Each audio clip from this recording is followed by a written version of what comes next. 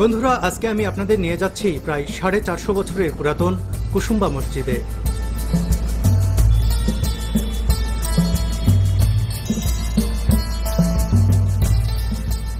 নওগাঁ শহর থেকে প্রায় 37 কিলোমিটার দূরে মান্দা উপজেলার কুসুম্বা গ্রামে মুসলিম স্থাপত্যশৈলীর অন্যতম নিদর্শন এই মসজিদটির অবস্থান।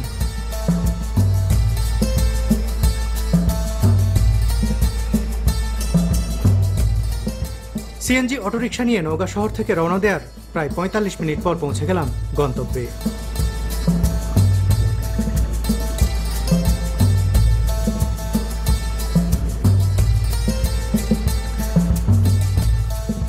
মূল ফটকের বাইরে দাঁড়িয়ে এক পলকে দেখে নিলাম ধূসর বর্ণের পাথরে নির্মিত মসজিদটি। প্রবেশদ্বার সংলগ্ন সাইনবোর্ডে মসজিদটির ইতিহাস লেখা রয়েছে।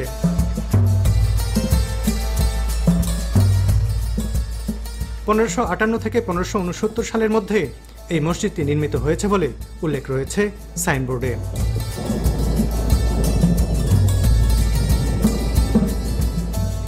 ইতিহাস থেকে জানা যায়, আফগানি শাসনামলের সুর বংশের শেষ দিকের শাসক গিয়াসউদ্দিন বাহাদুর শাহর আমলে সুলাইমান নামে একজন এই মসজিদটি নির্মাণ করেছিলেন।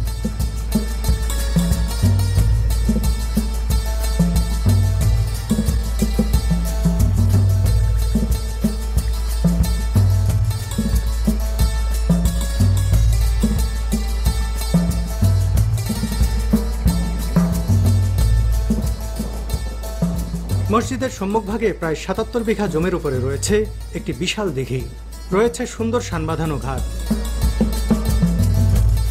বেড়াতে এসে দর্শনার্থীদের অনেকেই দিঘির শীতল জলে গোসল সেরে নেওয়ার সুযোগটি মিস করেন না। মসজিদটির দৈর্ঘ্য 58 ফুট এবং প্রস্থে 42 ফুট। দুই সারিতে 6টি গোলাকার গম্বুজ রয়েছে।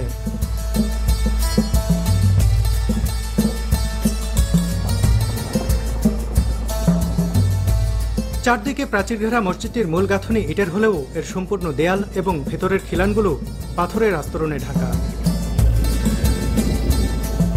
মসজিদের গায়ে রয়েছে লতাপাতার নকশা।